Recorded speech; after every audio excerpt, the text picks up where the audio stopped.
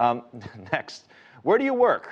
Home, office, a little bit of both? Well, it's certainly a growing trend. But getting the right balances can be very tricky. Paulo Cabral reports from Brazil. 4 years ago, Priscila Pacifico joined a home office scheme that began in her company.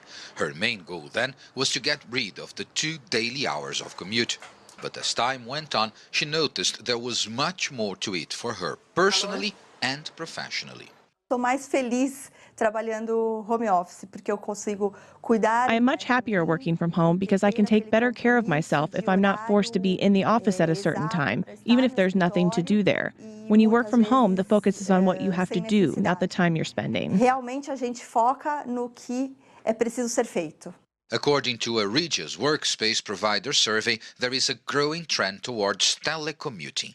Right now, 59% of Brazilian professionals work out of the main office, usually at a home office at least 2.5 days a week. Behind Mexico, first in the survey, slightly ahead of China and above the world average of 52%. Looking at São Paulo's rush hour traffic or at commuters boarding its crowded buses, it's easy to understand why so many would be happy to avoid the daily commute to work. For their employers, telecommuting would slash office infrastructure costs, but business benefits also extend well beyond that. In the food vouchers company where Priscila Pacifico works, there are 210 employees on home office schemes. The project began 10 years ago and has proven very successful. By not coming to the office, our team had more spare time to be with our customers. And this has had actual impacts on sales, with growth of up to 40% for those who adhered to the home office scheme. So it's not only about cutting operational costs. A home office scheme can actually have positive impacts on business. However, companies and professionals also need to be careful to avoid the pitfalls of home office schemes, like having employees feeling detached from their teams or disturbed by domestic routine. There are some issues that can happen working from home if this home office is not well structured.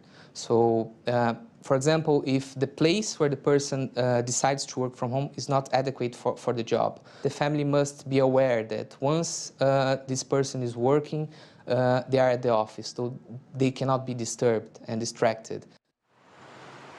A daily commute to the office is well known as a source of stress for most people living in big cities. Those who manage to get rid of this routine say it means a lot of energy saved for more useful purposes. Paulo Cabral, CCTV, São Paulo.